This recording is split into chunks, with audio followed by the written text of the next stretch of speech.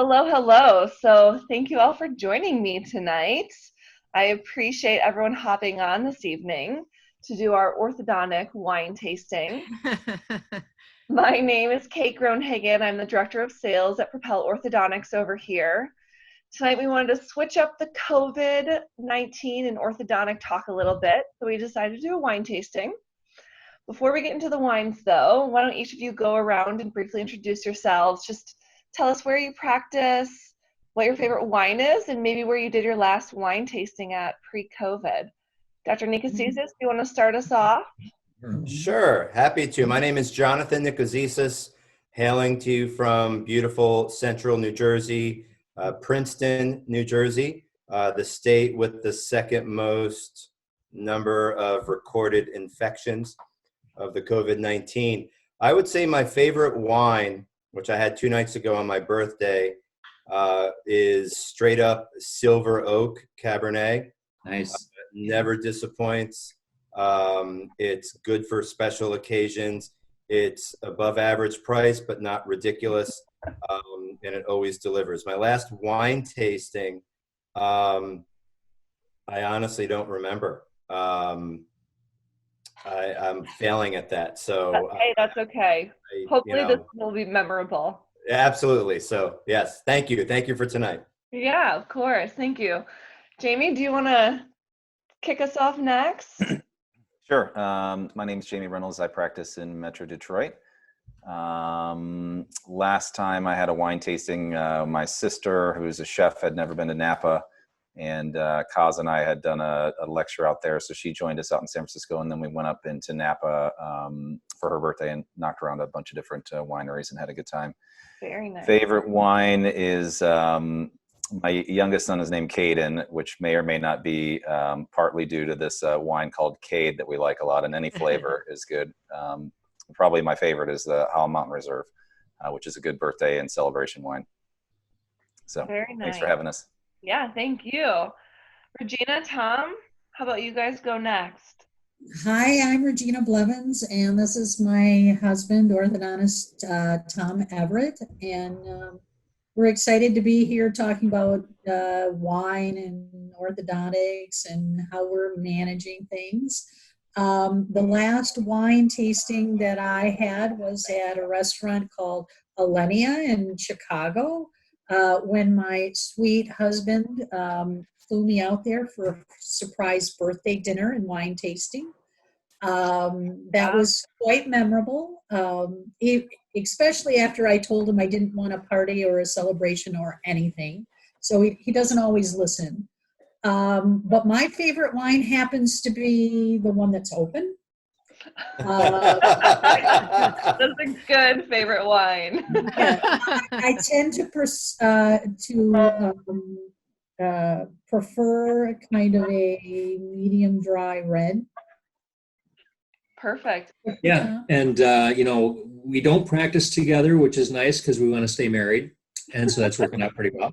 But my favorite wine, I have to say that I was spoiled with the very, very first Invisalign Alpha meeting, which was, I think, in 1999. We went to Taste Wines, and they got us a private tour of the Jordan Winery. And so we got to sample the Jordan Cabernet Sauvignon, which is still has a special place in my heart. And it's a fabulous wine. And I'm also partial to Tuscan Reds. So can't go wrong. Awesome. Anoki, Derek, do you guys want to go next? Derek Bach, Chicago. This is my wife, Anoki. I'm obviously the orthodontist. She's a pediatric dentist, and we do practice together, and we're still married. We're surviving COVID. You're good. You got something we don't. Honey, you're brave. She's patient. She's a saint. Yeah. I'm not typically a wine guy. I'm more of a tequila guy. But this is my favorite wine. Camus. I'm a 42 fan. This is 45. I think 42 is probably my favorite wine. We usually open it up for Easter or whatever, and we go through a few bottles. That's about the extent that I drink wine. It's usually tequila. Wine tasting, can't even remember to be entire. I don't even remember pre-COVID. I don't even know what we were doing pre-COVID, to be entirely honest. But Did it exist? too much wine. I think our last wine tasting, or at least our trip to Napa, was like 12 and a half years ago. You guys got to get back. Yeah, we need to go back. Too many kids, too many obligations, too many practices. That's the problem. Sounds like a Propel meeting, you know? Yeah, I could get on board with that. Donna, why don't you finish us off? You're closest to wine country. I am, and I had a birthday on Sunday, and we actually went to a winery, a local winery called Villa Wise. It's called. It's in Lincoln. I'm in a town called Roseville. It's outside Sacramento, and the winery was open, not for wine tasting, but you could go in and grab a bottle or two or three of wine, and you could order some food because they have a full service restaurant there, and sit outside, and that's what we did on Sunday. And I would say I kind of like Regina. My favorite wine is the one that's open. But if I had to just give you a blanket statement, I love French Bordeaux's. And this particular winery does an amazing Bordeaux blend. So, but right now I'm drinking the Big Salt that you sent. And you know what? It's pretty amazing. Thank you. It is. Good, It is. good. It's very good. Wonderful. Is that the one we're going to start with? Yeah, I that's don't know. the one we'll I start just with. opened it and I thought, I'm going to start with white. Okay. Yep, that's the one we'll start with. And happy belated birthday to Jonathan and Donna. So cheers. Yeah, happy to you birthday, guys. Jonathan. Thank you, Donna. You as well. fellow You as well. Taurus. Yeah, fellow Taurus. We're very easygoing, very level-headed. We're willing to listen to other people's opinions and ideas. Oh, And- sure, Jonathan. Uh-huh. before we tell them to get lost. So Yeah. it's all good. And you guys both have amazing hair. I'm just gonna Yeah. put that out there. Well, thank you. Thank you. I have not been to the salon in about 8 weeks, and it's pretty, it's a lot of hair gel that you're seeing right here. So If you don't come out of this with a man bun, I'm gonna be disappointed. Hey, that's what we're working on here is a man bun. Wow. Look at this. Oh my Oh gosh. my goodness. Incredible. And I put a fuzzy filter on so you can't see my gray stripe. So Oh my gosh. Well, yeah, Donna, you hit the nail on the Nice. head. We're going to start with the Big Salt. Oh, As it's everyone's looking at it's their hair really now. delicious. Well, I love good. it. I'm glad you love it. And our wines tonight are from, once again, one of my favorite small business wine clubs based out of Chicago called Winester. Scott Washburn over there took really great care of us so that we could get you guys all wine. Anyone who wants to sign up for their club membership, which frankly I recommend, can get $30 off their first shipment using the code Propel. This is for anyone who's following along on Facebook. Okay. I do 6 Wow. club 6 bottles quarterly, and they're wonderful. If you hate the wine, just tell them and then they'll credit you for it. So Do insider they tip. have a 2 case per month plan as well? I think they do. If this goes to June 1st, we're gonna need some more wine. And Easily. you and Jamie both got it, and Regina all got it before I did. They're based out of Chicago. Jamie, they have a place in Grand Rapids, so I think it got to you next day. Derek, Yep. Regina, you guys as well. So they're pretty quick, pretty efficient in my opinion. My favorite wine, I think the favorite one right now, Jamie and I were talking about this the other day, is a Pine Ridge Howell Mountain cab. I love it. Anything that's off of Howell Mountain, I think is magical. My last wine tasting, we went to South Africa earlier this summer, so we did some wine tasting there. We have to thank my dad for this idea. He was the one who said that I should do a wine tasting with a bunch of my favorite orthodontists. thanks, Dad. Thank cheers you. to Dad on that one. Caitlin's dad. And then Jamie and I were talking about it, and here we go. So, should we hop into the first wine a little bit? I have some notes for us. Yeah, please do. What does everyone think about it so far? I got to tell you, I finished the bottle. Well, we opened the bottle an hour ago, and my wife wouldn't let me bring the bottle downstairs because she wanted to finish it. So I poured myself a glass, and I'm going to let the Pinot Noir breathe a little bit. So go Perfect. ahead with the big salt. Perfect. I'm gonna So, yep, grab whatever you need. I'm gonna open the Pinot. Just Yeah, so- please do. I already poured all of mine because I didn't want to deal with that. So feel free to knock your socks off. I think Jamie and I did the same thing. I think I see his poured back there. All right. So this is a 2018 Big Salt by Ovum Wines, 91 points by Wine Enthusiast. It's about half and half Riesling, Gewürztraminer, small amounts of Muscat, and a couple other grapes. The thing that I love the most about this is when you mix all of those grapes together, you increase the fragrance of wildflowers, racy citrus. It's very crisp, in my opinion. And I think it fills the palate really nicely without being too overpowering or too rich. It's not too Chardonnay, where you feel like you just bit into something. What do you guys think?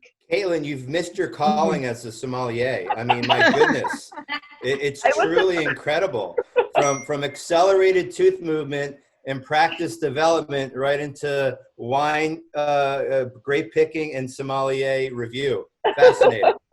Accelerated drinking. Yeah. Accelerated drinking. I was supposed to take my SOM course, and they canceled it. COVID. Oof. Is what it is. But so, do you guys like it? Not like it? Are you guys typically white wine drinkers? I am not a white wine drinker, and this thing is delicious. I the same exact way. I don't love it, and I don't like great wines, but this was fabulous. I like fish or white with like fish, scallops, seafood, and yes, I could see pouring this. It's quite nice. Yeah. Quite nice. Mm-hmm. Good. I'm glad everyone's enjoying this. This one I've had a few times from Wine Stir. You can go to their showroom in Chicago. Well, you can't right now, but you used to be able to go to their showroom in Chicago and have some snacks and drink the wine. And I'm similar to you guys. In the summer, I'll like a white, but other than that, I'm not too into them. And this is one that is just easy. I kind of describe it as a rom-com of wines. You don't really have to think about it. I like that. I like that.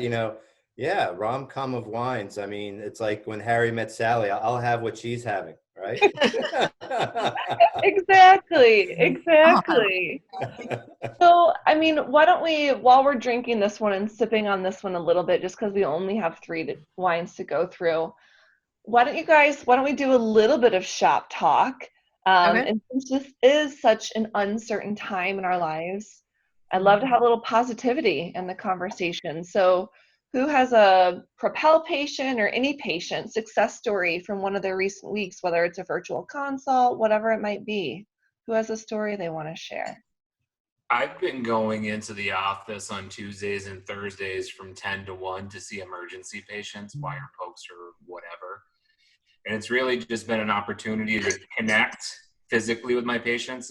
In Illinois, we're a mask order in public places starting May 1st, but I feel like everybody's already kind of there. And it's really refreshing to sit 10 feet away from these parents and, patients that are there, and everybody's masked up, and just to kind of like feel how everyone's doing, and everybody's over it. They're just ready to get back to a form of what it was before. They don't really know what that is, nor do any of us, but they're over being cooped up, and they want to get the economy restarted and like get into it. So it's actually refreshing. It's kind of cathartic to go into the office and see 12 or 15 patients in a few hours and just bust emergency appointments just to talk to them. It's nice. I like it. And lets me get away from my 4 kids that are e-learning at home with Inoki too. I bet that's a nice break. Right. So I agree with Derek, and I think fundamental to what Derek was sharing is really that human interaction. Because we've been doing plenty of human interaction at home with our immediate families, which is wonderful. But to be able to go in, and I have not been seeing patients, so but I've been communicating with them with virtual consults using software over the internet through my website, triaging emergencies. And fortunately, with 85, 90% of my practice in aligners, I've got very few emergencies, but I'm able to have a continuity of care where my patients, where either I put their aligners in bags, tape them to the outside of the door, and text them that they're ready to come up. Or even today, I delivered aligners and a V Pro 5 for a patient that just wanted to get started without attachments, and she understood the ramifications of not having attachments on. And then today, for 15 minutes, I got on a virtual consult, walked her through the insertion instructions, the removal instructions, V Pro 5 instructions. I took some screenshots of it. If we were in public, I'd share them with you. But, you know, there she is going through V Pro 5 instructions, or V Pro Plus, I'm sorry. And it was great just to have that interaction, as Derek mentioned too. And that's a deep scratch, a deep itch rather, that I'm yearning to scratch more often. Yeah, I've been also spending a few hours every day doing virtual exams, virtual fit assessments. It's completely changed how I'll practice forever. It's convenient for the patient. It's easier on the office flow. I've been doing that for well over a year, maybe year and a half. But for selected patients when they've been out of town and different things like that. So it wasn't new to me or new to our office, but to actually have like a column of patients today to see virtually is a way I'll practice in the future, for sure. Now, my Propel story is kind of cute because I had a mom that's in treatment with aligners, with Invisalign, and using her vibration appliance, and her little girl started not that long ago, and I didn't typically recommend it for like the phase 1 patients, but she said, Dr. B, I got to tell you, I've been washing the mouthpiece off and my daughter's been using it too, and she's not been sore at all. So that kind of opened my eyes to a whole nother group of patients that might benefit from using it, even if it meant that, you know, we supply them with an extra mouthpiece. So yeah, Great. expanded my mind about it a little bit. Cool. I think for everybody watching this, if you don't integrate virtual care in the future on a regular basis, specifically for aligner patients, for, you know, monitoring the fit or whatever, we're redesigning our templates so that first and the fourth visit is going to be virtual. It's not going to be in the office. If you're not going to take advantage of the opportunity that this is providing us, then you're missing out on a huge of possibilities. Even instructions like expander terms and things like that, Mm-hmm. or reviewing some of the education is also. Yeah, I've been amazed at how the technology lends itself, whether you're doing it with dental monitoring or you're doing it with Align's new platform, which I've used both, or just simply FaceTiming. You can see a lot better than you would think you can. Yep. And the positive connection that you make with the patient is really awesome. And they are so appreciative of making that connection with you, especially now because they feel like you're going out of your way for them. Right. Yeah. No, I've been saying for years, my patients like me, but they don't want to see me. It's true. And So true. and anything you can do for the mom with 3 kids with after school activities to ease that burden and cut out, you know, a handful of appointments. You know, in the last 2 years, 80% of my patients are finishing in 7 to 9 office visits, which now I've got unlimited time in my schedule capacity to make sure I'm on Facebook more hours of the day. So it's perfect. Don't do that. Really, there's better ways. Or if you're be on Facebook, Dr. Reynolds, I know you have a course. It's tomorrow, right? Yep. There's a few of us doing it tomorrow afternoon. Yeah. Thanks for the plug. Yeah, definitely. Shall we move on to our next wine? The Two Kings Pinot. It doesn't mean you have to stop drinking the big salt if you're still drinking. You don't have to chug it. You can It's drink good. two at once. Good. Try the Pinot now. Perfect. So this next one is a 2018 Two Kings Pinot Noir by the Wonderland Project. Again, this was one that my friends and I, maybe my husband was with me, I can't remember if I was there the first time we had it. We absolutely loved it. It's a favorite in our house. Very balanced, very terroir driven, phenomenal value. Wow. You're Got speaking into it. words. You're speaking words that I don't know what they mean, but they sound fantastic. Thanks. I don't know if that's really a good thing or not, but it's maybe just too much wine. It is a Sonoma County Pinot, 100% Pinot Noir grapes. Really, really good structure in my opinion. So this is a little bit more of a thinker than your rom-com movie.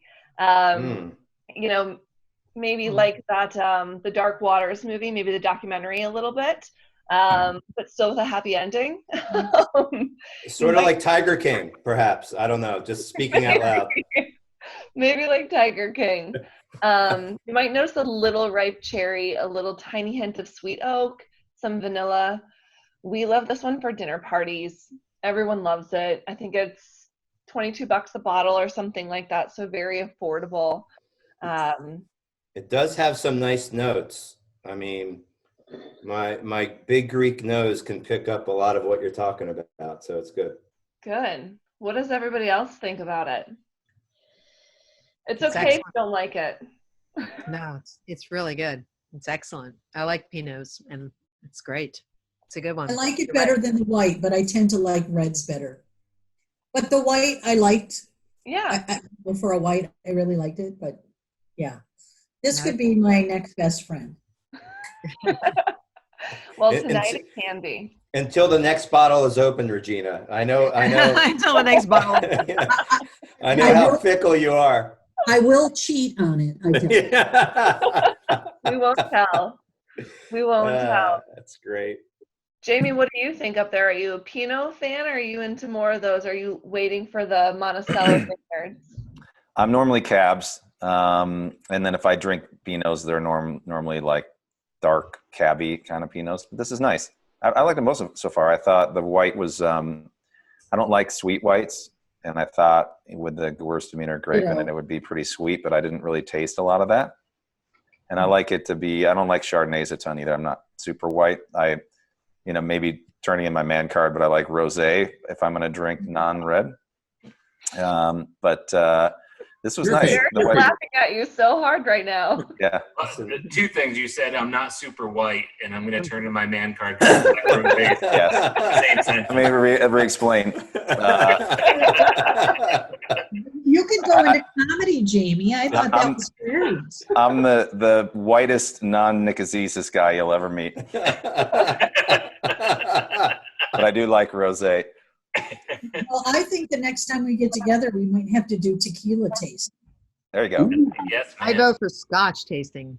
Oh wow, Donna. Bourbon, Yeah. Scotch tasting. Donna pulls out her man card. I pull out the man card. Costs a little bit more money though. That's the Northeast Philadelphia speaking from Donna right there. That's right. It's coming out. Right. My dental school days, when I was at dental school, my fellow dental students got me hooked on it. And so speaking of dental school, yes, somebody in my Facebook group posted our t-shirts that we had from dental school. We used to sell t-shirts to raise money for our yearly semi-formal. And there was a shirt that we made. Now, this is a sign of the times, right? This is, 1993, 94. And it was, remember the shirts like co-ed, naked, beer drinking, co-ed, naked, whatever. Kaylin, you were probably like in 8th grade or something. Did you say 84? Yeah, no, not 90, no, whatever. 94. It was the one with the Johnson t-shirts. Yeah, co-ed, naked, whatever. Yeah. And this was co-ed, naked dentistry. And on the back it said, there's nothing wrong morally if you're doing it orally. That was the tagline. My. That's a Clinton reference right there. Well, probably, yeah. It was probably from, it depends on what your definition of is, right? So anyway, I just, you mentioned dental school, and it was, somebody posted today, and I started laughing uncontrollably, so. So when we were in residency, our Gorp shirt, you remember Gorp shirts? Of course. Yep. It was right around the time that all the Got Milk commercials were out, and there was a picture of a Tad in a milk bottle, and it was Got Screwed. And that's what we were around for. That's great. That's good. Wow. That's I don't great. think any of these shirts would fly today. None of them. No, None probably of not. them would. No, they would not. No, I would be, I got enough trouble last week with the Fellowship Night Live, but we won't go there. But nonetheless, this is a great Pinot. Did I mention that? So Glad you like it, Tina. the next time we get together for the tequila tasting, I think we have to have Propel COVID shirts, and we'll say something like, we have to shake it up. Yeah, or like Wow. one Vibe your mouth. propel, two propel, three propel floor. I Something. don't know. Something. Or Propel 007, shaken, not stirred. Something like There you that. go. I think the more we drink, the better our ideas will get. So, At Soul least vibration. Idea. up tomorrow morning. ideas. I know. Ideas. My Canadian coming out. Now, somebody mentioned naked, and I can't remember who said something about that a minute ago, but have you, probably Jonathan, yeah. Have you seen the French orthodontists talking about not having the appropriate PPE, and they're doing a whole marketing campaign about they're feeling exposed, so they're posing in their dental offices nude, not covering appropriate covering for Right. yeah. But I thought it was incredibly clever. I just did my photo shoot yesterday, so if anybody wants that photo, it's there.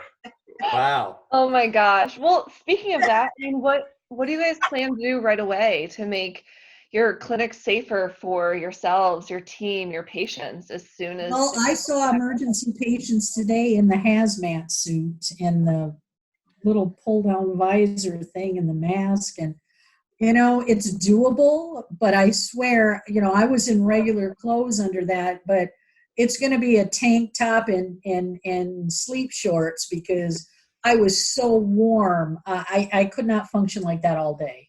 Yeah. I think it's safe as long as you have an N95 mask on and the shield. If you show up in your underwear, it's easier to disinfect. So I'm going to go on record and say that I think that dental professionals. It's your new marketing campaign, Derek. Yeah, you're in your underwear. 100%.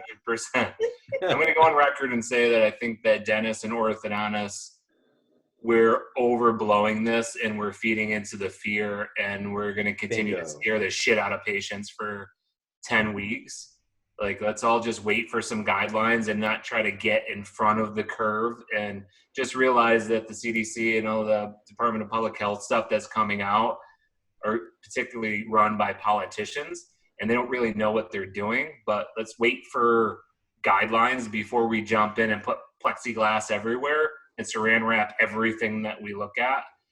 I think the quicker that we get over this and, antibody tests and all of that crap, we can go back to a semblance of what we were doing. We're not really planning on doing a lot more than Pito's going to do N95s or KN95s for procedures, but it's level 1 and level 3, and then face shields for aerosolized procedures. We, launder scrubs on site as it is. We have showers and all of that stuff. We'll set up protocols, and we have gowns for procedures that really. I'm not wearing a gown. No, but if you've got a child that I'm for Pito, when they spit all over you. But you will wear your glass slippers, Derek. If you 100%. don't wear a gown, you wear your glass slippers. 100%. So it's all good. All right. I gotta get my gown taken out.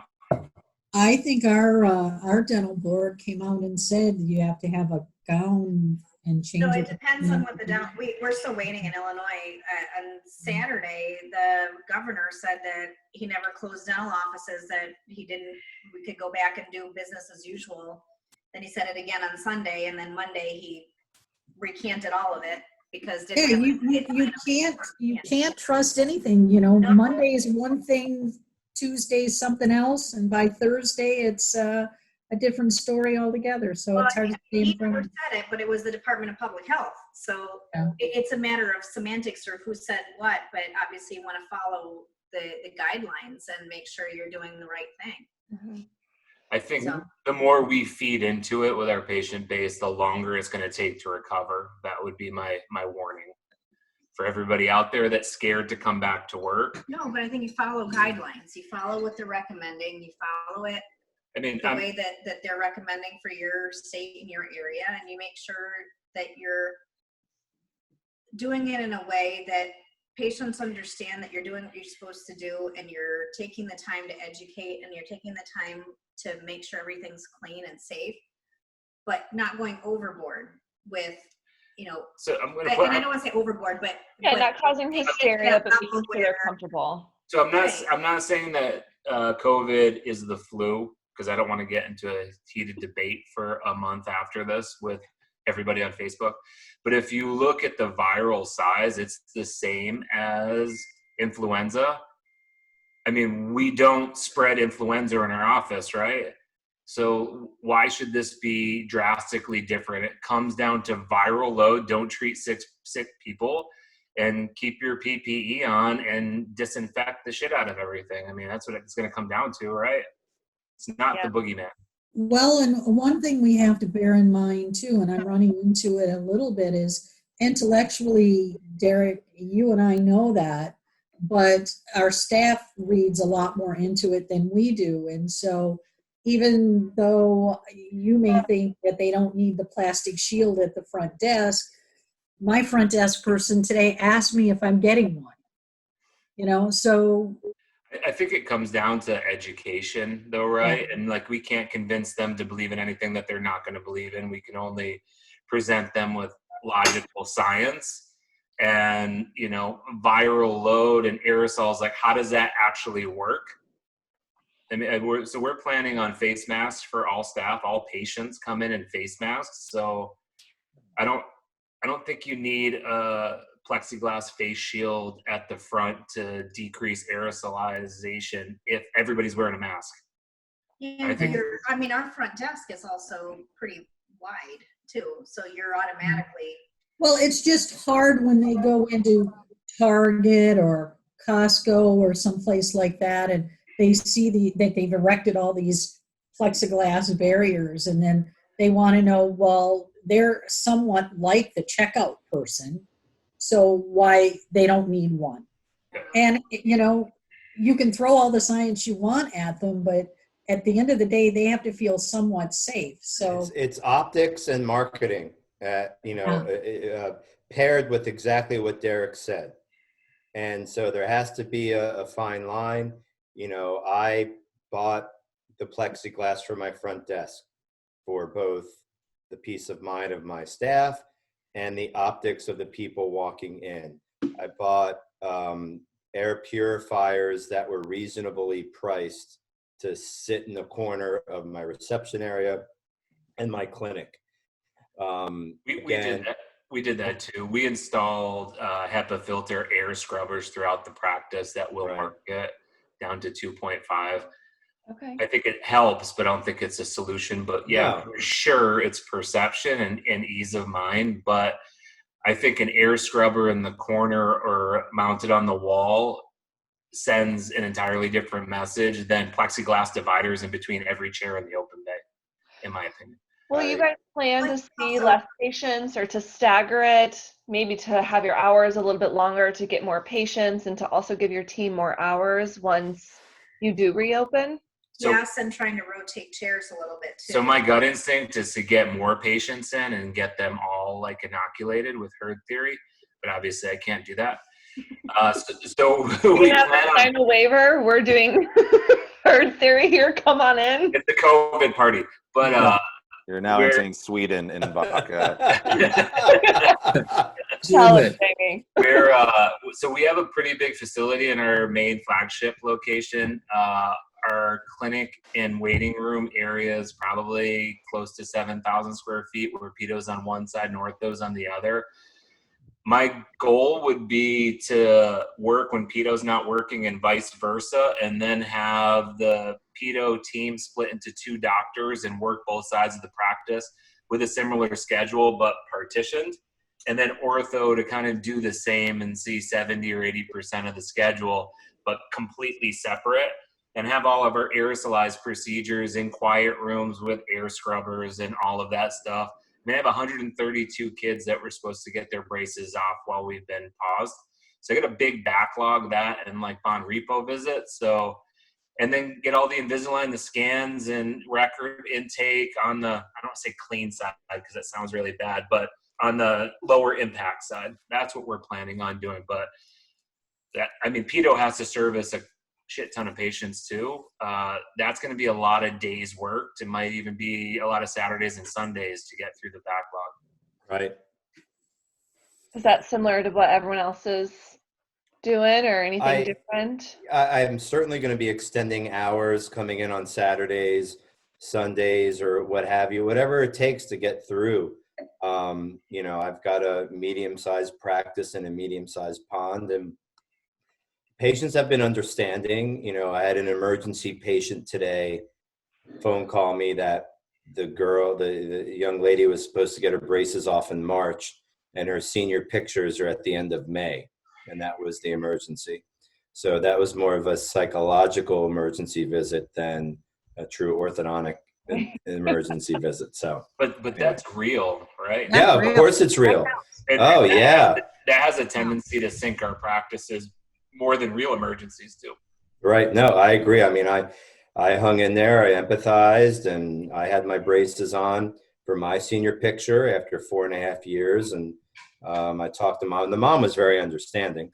But these are we don't know what's going to be on the other side of this. We can try to best plan for it and do certain things, whether it's the physicality of our practices, whether it's our scheduling, whether it's education, like Derek said. But at the end of the day, there are going to be a lot of variables flying our way. And I think our survivor skills as orthodontists that survived dental school, that rose to the top of dental school, that rose to the top of residency, will be put to the test. We will best use the scarcity of our resources in the most efficient manner to come out stronger, to deliver what we can. And our patients will be understanding, but we're going to have plans going in. We're going to encounter things we didn't realize or envision. We'll adapt on the fly.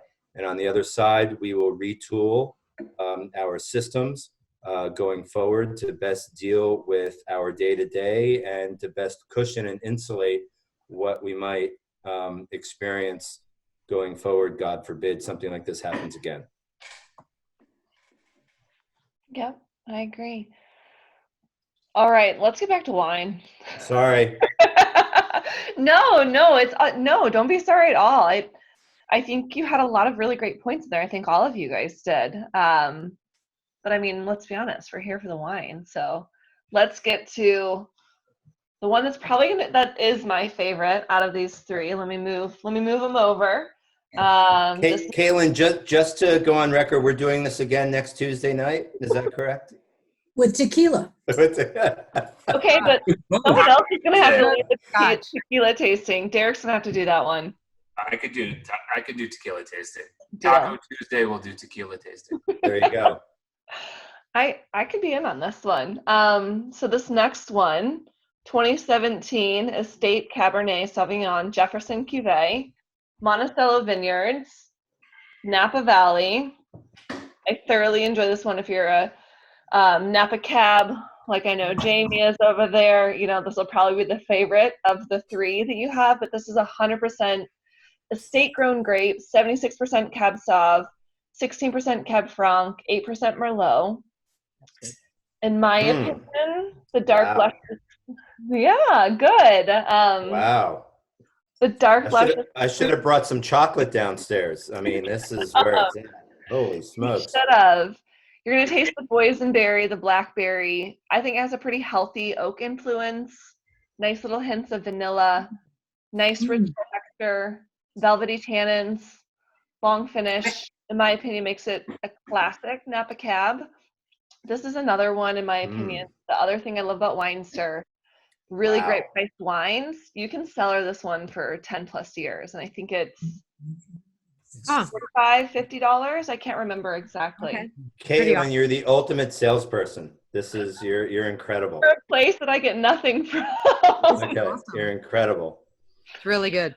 This is why. I agree with Jonathan. The right chocolate with this would be I like amazing. this one. Right? I mean, some nice dark chocolate. Yeah. Forget about it. I might sleep in the basement tonight where I'm broadcasting, so it's all good. So you don't have to take the bottle of wine and share it with your wife. No.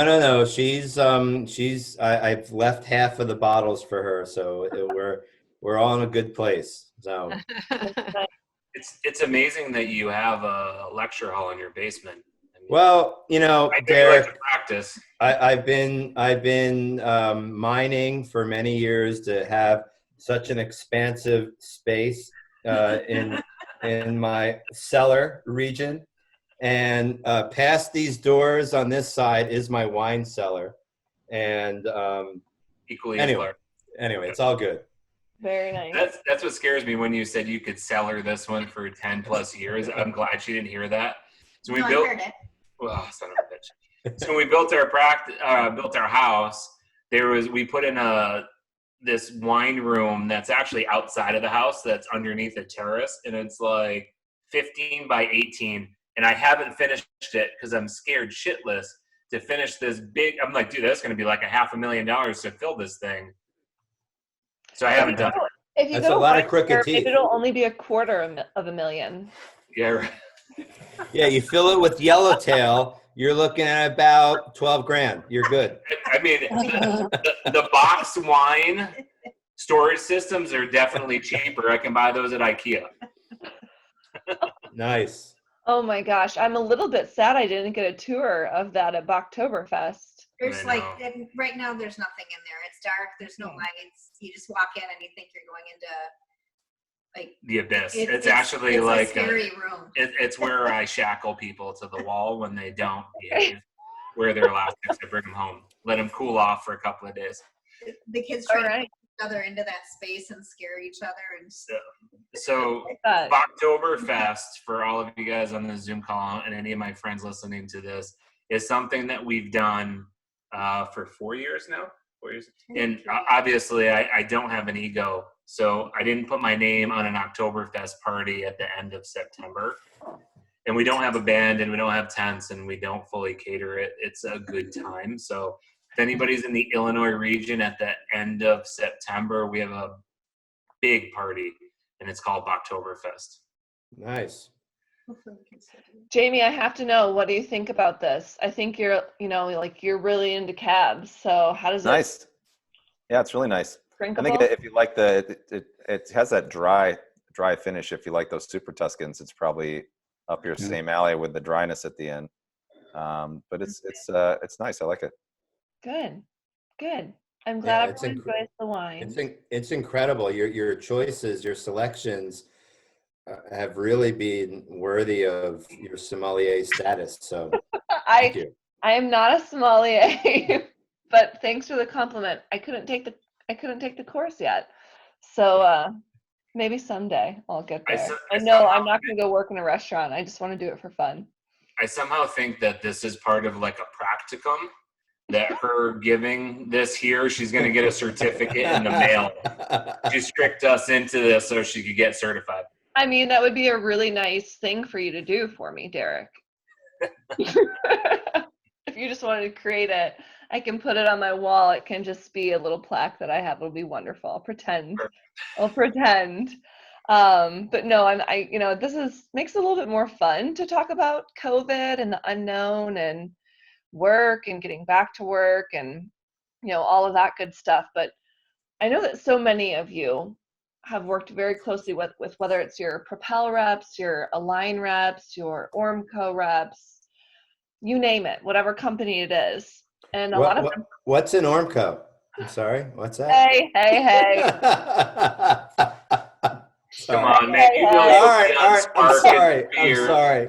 You know you'll be on Spark in 3 years. Come on. All right. Reference. But I mean, you guys have worked with very closely with a lot of your reps, and some of them might feel a little bit more like partners, some of them friends. When do you expect to see them back in your practices regularly or on your screens? Do you think it's important to include them in your back to office strategy, or My honest alignment, answers? Tracy Weber, has been meeting virtually with my office at least twice a week That's great. for about 2 hours a time. So she's been helping us write up our, Minnesota's requiring that we have a written go back to work plan. And she's been helping us put that together, as well as editing phone scripting and different things that we're putting together. So I'm really blessed to have somebody like that. Yeah. And, just like you with Propel, reaching out and making sure our practice is okay, and offering to defer payments and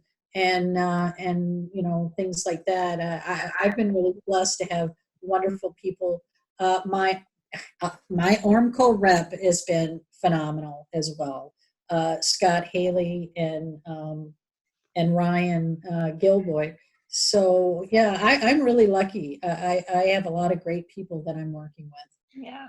And the rest of you who don't have Tracy Weber, I don't know who you have, but you're probably not as lucky as Regina, because she is one of the best Align reps out there. So between Tracy and Scott Haley is one of my favorites. Mary Jamanis and Scott Haley are two of the best people that I've ever met. I agree. Those guys are awesome. Yeah. What do you guys think it'll be like? Do you think you'll do virtual meetings with them in the future? Do you bring them to your herd party, Derek? It's possible. I mean, I would be benefiting them if I got them sick, right? And then they can go into everybody else's practice faster. There you go. Then they'll have their immunity card.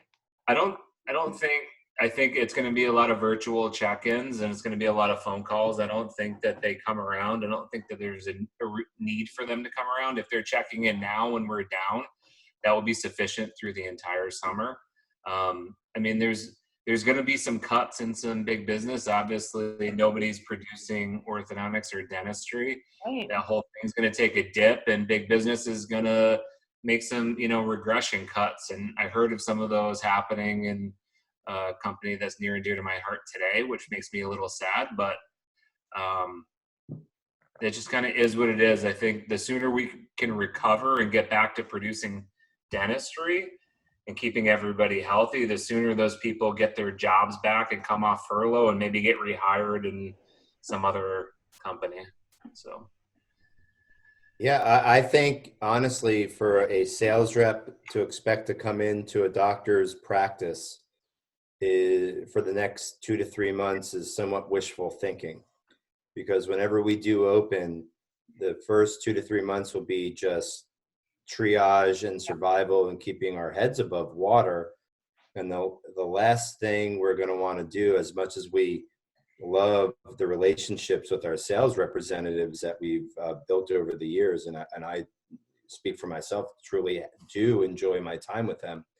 If I have 45 minutes free, I'm going to be needing to deal with other things that have been put off that are specifically related to the day-to-day practice routine, and not, chewing the fat like I used to do with my sales reps over lunch and face-to-face. So to your point, Caitlin, the virtual check-ins with myself or the staff or phone calls, that is going to be, I think, the routine until probably early fall.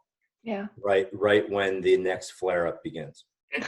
Hey, don't bring that negativity in here. No, I'm ready for it. I mean, it's going to happen, and it should happen, because by then, to Derek's point, we'll have herd mentality and not mentality, herd immunity, and we'll be ready for it.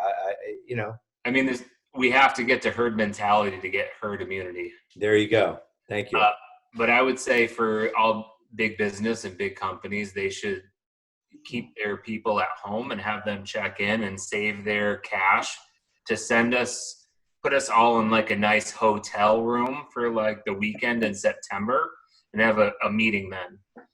With a tequila tasting, is that? Yeah, for sure. Organize a group of like 12 people in like downtown Chicago for like 2 days. I would spend my time and energy in the early fall, before flu season comes up, when we can all get back at it. Yeah. Ooh, we have another wine drinker. Ugh. That one's the worst one out of the 4. Oh, you shush it. My dad used to say the same thing about me. She's 100% me when I was little, but 12 times as smart, and she doesn't realize it.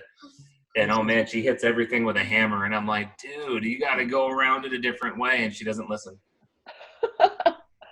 So let me ask you this. Do you guys think, or does anyone think, that having Propel products in your practice will give you an edge once you return to clinic, or any other products that you're thinking will help give you an edge once you return to clinic?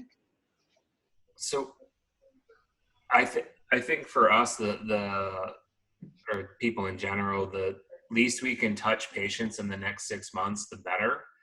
So I think the products and the services that we offer should be able to be systematic and reproducible. So like, we're doing some Smile Refresh stuff where we're packaging products that we can give them all of their aligners and give them a V Pro and send them home. And this is not a sales pitch, but send them home and then virtually check in with them and then bring them back in at 6 months and scan them for retainers. I think even, we give out V Pro for all of our adult and most of our teen aligner cases. Even to not be able to see a patient in the office for 20 weeks or 24 weeks. That's huge. It's huge. Everything. It's everything. Gets us through, 50% of our patients and frees up chairs and spreads people out. Yeah, I think for the patient too. And then for, a $300 vibration device that allows me to make things repeatable and predictable all day long. Totally agree. So I think, it is capitalizing on what we have what I have already been realizing, appreciating over the last couple of years with integrating V-Pro into the majority of my aligner cases, is that now, getting back to my statement earlier, my patients like me, but they don't want to see me. I see patients typically every 3 to 4 months. Now, to Derek's point, almost this whole situation almost, I don't want to say legitimizes, but takes the guilt factor away, because now with these assets that we are now been pushed upon us and have integrated into our practices via the virtual consultation, the virtual visit, the virtual care, we're maybe able to skip 1 or 2 appointments until the refinement. And so you'll take my 7 to 9 office visits down to 4 or 5 to finish the case. And, Regina has been probably doing this well before any of us. So, let her and Tom speak to their experience. I think it's important to add to that. I mean, we're all sort of going from this really wide base, and fortunately or unfortunately, depending on how you look at it, this crisis has quickened the fact that we're all starting to do things more similar. Okay. It's accelerated that. Okay. But I think it's important to remember that unlike some treatment modalities that are out there that are direct to consumer, with the virtual check-ins, even though they're not in our office, they are still doctor supervised. Absolutely, Yeah. without a doubt. That's huge. That's huge to market that. I mean, that's everything, right? No, it is incorporating the digital processes to our systems and our advantage to best exploit them and leverage them to our patients to give optimal patient care, whether it's direct to me as a doctor or a TC or a team member. They don't get that with the other the other business models that pale in comparison to such comprehensive care. Yeah. And Donna, what about you? I mean, you're what, 85% aligners, so that you're already kind of ahead of the curve in that regard as well. I mean, this whole thing for us has been, not quite as stressful because we've been using dental monitoring since the day it started. We were super early adopters. So, those aligner patients are on monitoring, right? So I'm very comfortable with that. We give them all their aligners. They don't come back until they're down to their last few aligners. The braces patients is a little different story, although now we're going to be putting them into monitoring as well. But between the dental monitoring and then all of our adults get a V-Pro. In fact, yesterday it was funny. I met with my manager, my dental monitoring manager.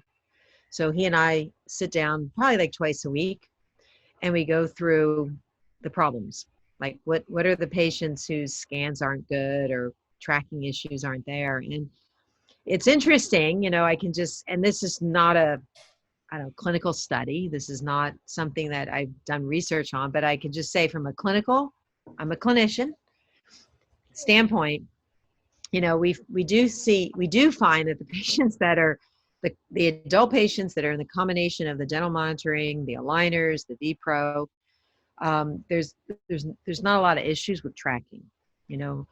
Well, the tracking issues I notice come from like maybe those patients that for some reason didn't get the V-Pro, or some of the teen patients. So anyway, we're kind of rethinking our strategy on the V-Pro and thinking that maybe that might be something that we add to every single aligner patient. Because obviously the patients that are having some tracking issues, that becomes a bit of an issue as to how do you manage that, when technically you can't see them, right? But anyway, I call we've it been the a wait. digital practice for a long time. I mean, we've already, our normal day probably is about 30 or 40 patients. I call it the Weight Watchers effect, because if they're on the V-Pro or some kind of acceleration like Propel, and they're on like a dental monitoring or the Aligns virtual care or something where they know a doctor or someone's looking at them every week, it's like having to weigh in. Okay. Right.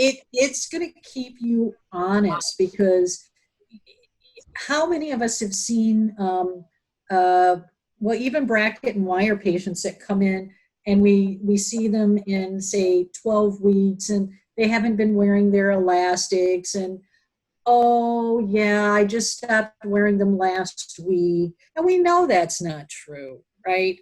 But I think that checking in with them regularly with some kind of a virtual either elastic check or fit assessments, or how are they doing with their Propel, even if it's not the doctor checking in, it could be your virtual coordinator or whatever the new title of that person is going to be.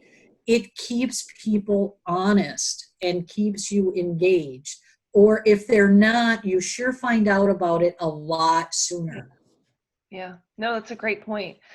And Jamie, I know you guys do a lot of aligners, but you also do a lot of Damon, a lot of self-ligating, right? How is that? I mean, how has that helped you? And do you think that will continue to post-COVID? So I think there's a couple layers to the question. We're probably about 20-25% aligners, which is probably the opposite of a lot of the people on here. And I think right now that probably makes more work for us, makes it a little trickier. So we've been having a lot of staff, team members, and then a couple of doctors that work with us too, Jeff Hines and Brian Bataki. We've been seeing about 40 to 60 patients a day virtually for what we call a follow-up visit, so that we can check in with them, check on their elastics, and just also give them some sort of, feeling that we're really looking after them.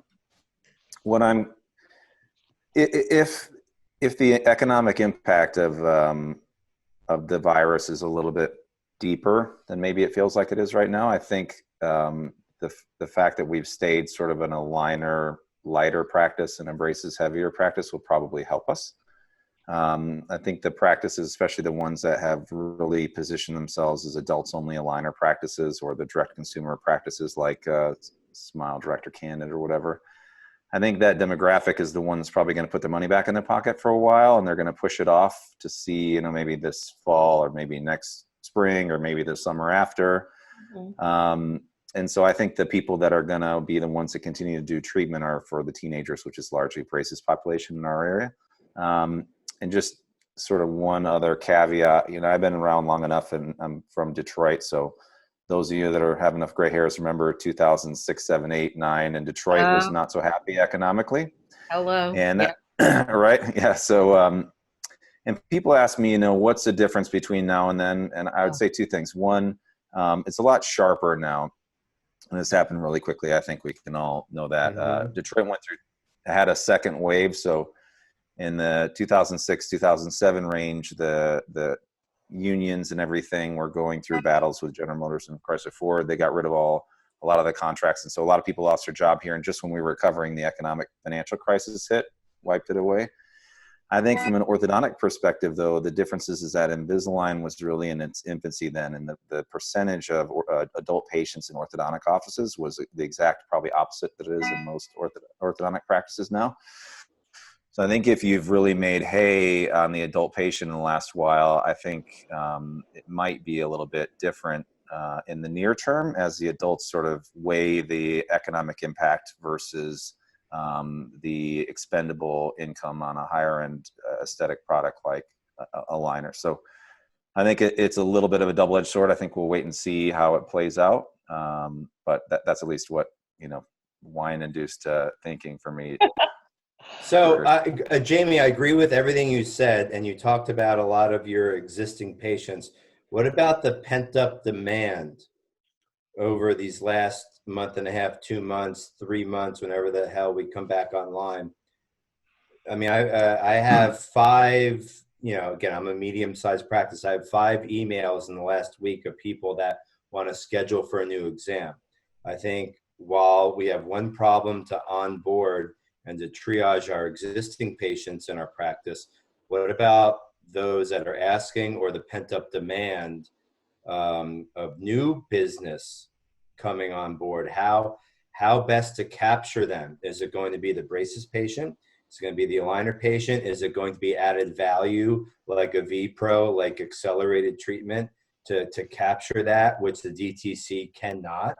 I mean, that is the next step that my mind is thinking. I'm about to record a radio commercial in the next week or so. Not me, but the DJ that I treat. I'm trying to figure out the text, the narrative in that commercial to best engage and capture this pent-up demand.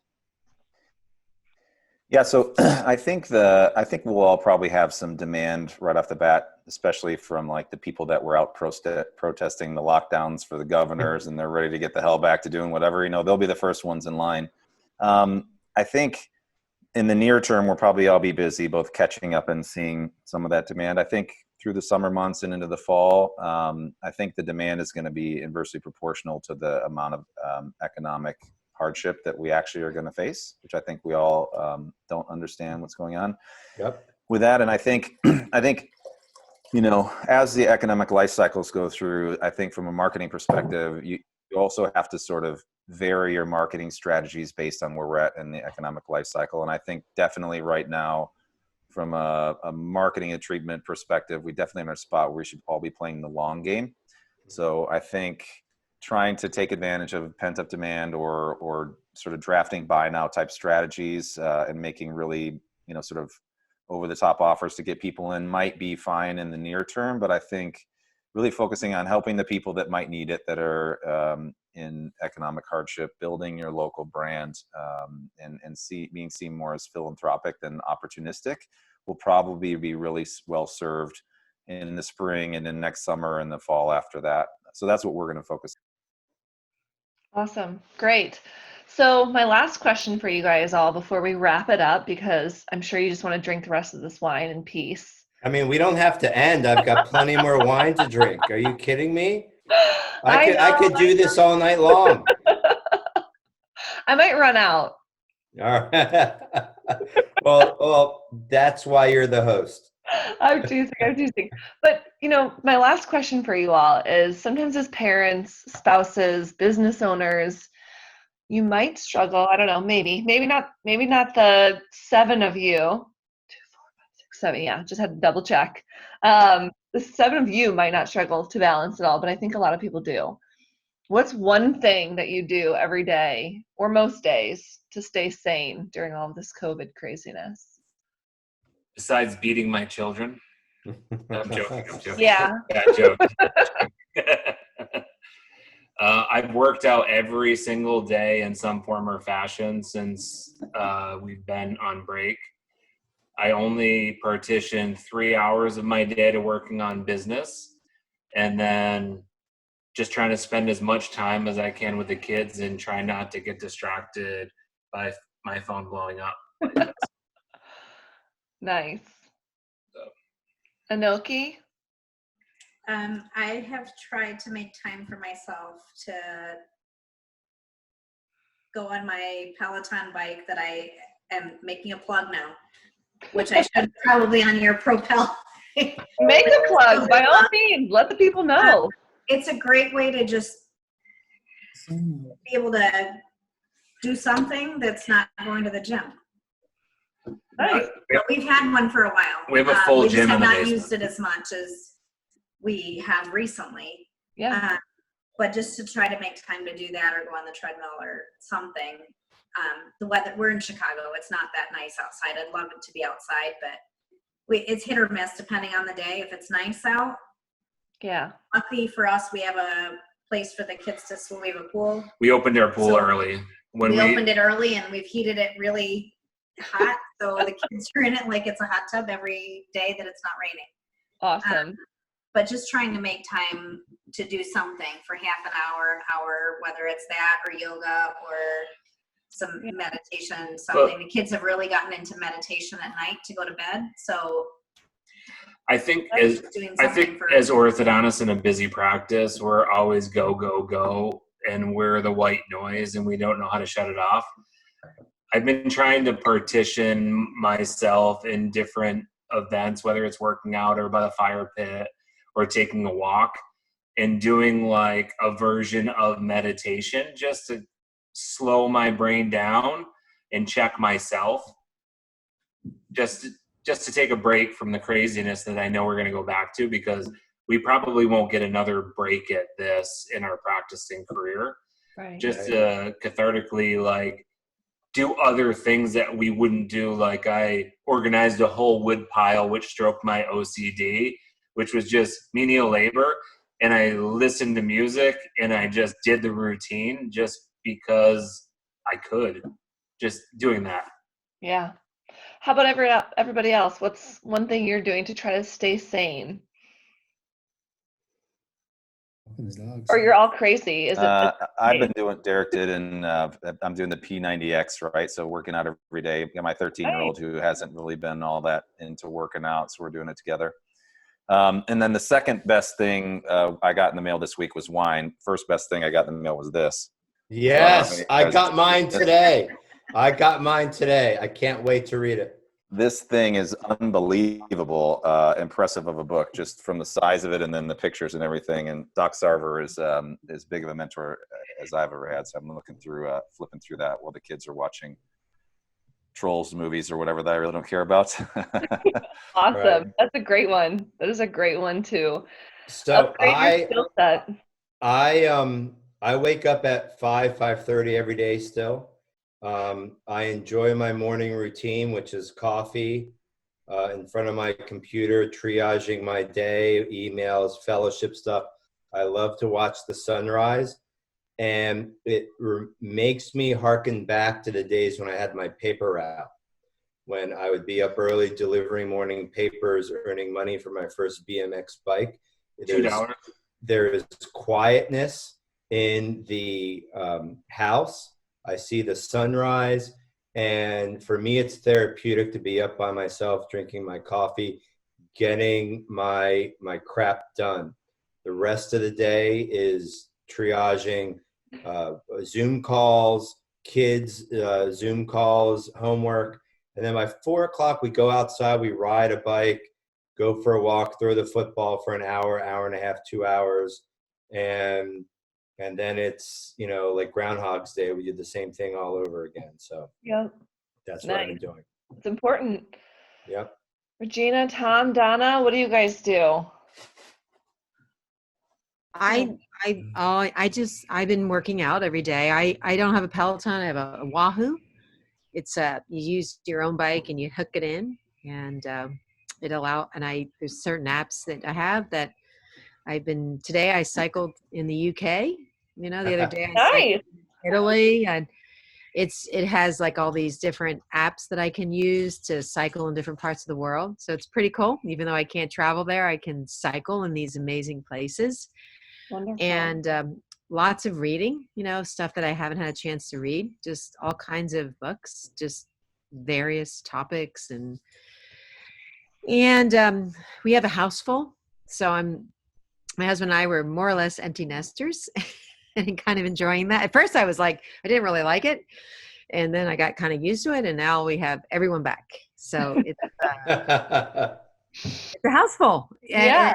And more than everybody back. We got we got a girlfriend, we got a couple of dogs. Anyway, it's all good. It's actually pretty cool. I'm actually, at first it was like a little bit overwhelming, but I'm like, okay, this is all right. We can manage this. So it's all good.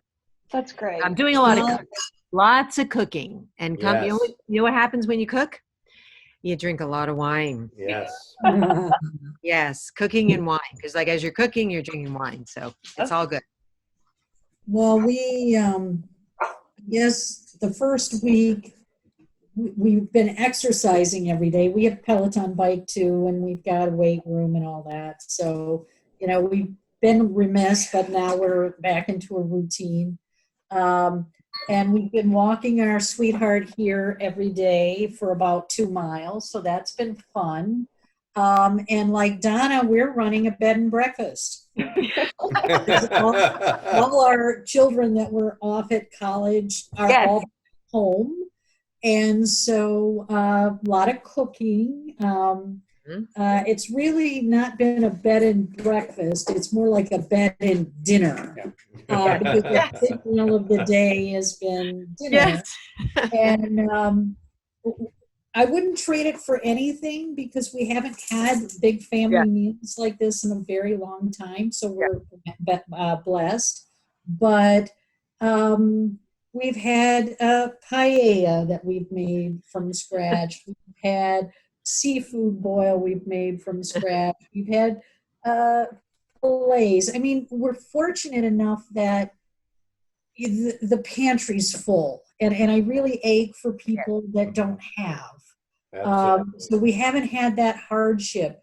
But I don't cook, so it's Tom that's done all of that. But Tom is I'm getting these hands that are getting shriveled from all the dishes and everything that I've been doing. But It's a good trade-off. Yeah, I found out that you can learn all kinds of crap off of YouTube. So I've always failed miserably at French bread baguettes, and yesterday I made fabulous French bread baguettes watching somebody do something off of YouTube, and instantly it's been a hit. So now everybody wants to know, like, when you're baking again. They think he's going to make homemade bread Every day. week now. My 7th grader has been making these crazy pretzels, Yeah. Yeah. like That's crazy awesome. soft pretzels, and like distributing them around town. I'm See, like, where did you learn this? She's like, that's YouTube. That's why I put jeans on every day to make sure they still fit. That's what I do to stay sane.